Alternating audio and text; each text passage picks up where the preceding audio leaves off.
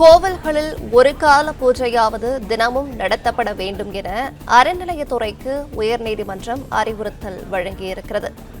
பக்தர்கள் வேண்டுதல்களுக்காக பூஜை நேரங்களில் கோவில் கதவுகள் திறந்தே இருக்க வேண்டும் என்று உயர்நீதிமன்றம் தெரிவித்திருக்கிறது. விவரங்களை தருகிறார் செய்தியாளர் ஆனந்த்குமார்.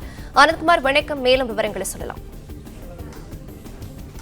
மாவட்டம் தாராபுரம் அலங்கியம் பகுதியில் 100 ஆண்டுகள் பழமையான வீரராகவ விநாயகர் கோவில் உள்ளது. இந்த கோவிலின் பூஜை எதுவும் நடத்தப்படாமல் பல ஆண்டுகளாக மூடி இருப்பதாகவும், இந்த கோவிலுக்கு நிர்வாகிகளை நியமித்து தினசரி பூஜைகள் நடத்த இந்து சமய அறநிலையத்துறைக்கு உத்தரவிட வேண்டும் என கூறி அப்பகுதியைச் சேர்ந்த பாலகிருஷ்ணன் என்பவர் சென்னை உயர்நீதிமன்றத்தில் வழக்கு தொடர்ந்திருந்தார்.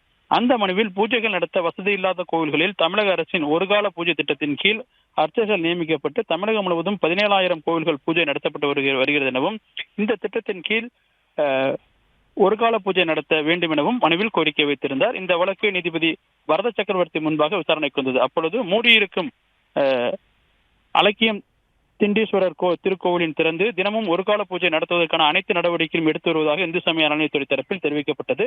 இதனை பதிவு செய்து கொண்ட நீதிபதிகள், பக்தர்கள் தங்கள் வேண்டுதலை வைக்கும் வகையில் பூஜை நேரங்களில் கோவில்கள் திறந்தே இருக்க வேண்டும் எனவும், கோவில்களில் தினமும் ஒரு நேர பூஜையாவது நடத்தப்பட வேண்டும் எனவும் இந்து சமய அறநிலையத்துறைக்கு உத்தரவிட்டு வழக்கை முடித்து வைத்துள்ளார். பிளே ஸ்டோர் மற்றும் ஆப் ஸ்டோரில் இருந்து பாலிமர் செயலியை QR கோடு மூலம் பதிவிறக்கம் செய்யுங்கள். செய்திகளை உடனுக்குடன் பெறுங்கள்.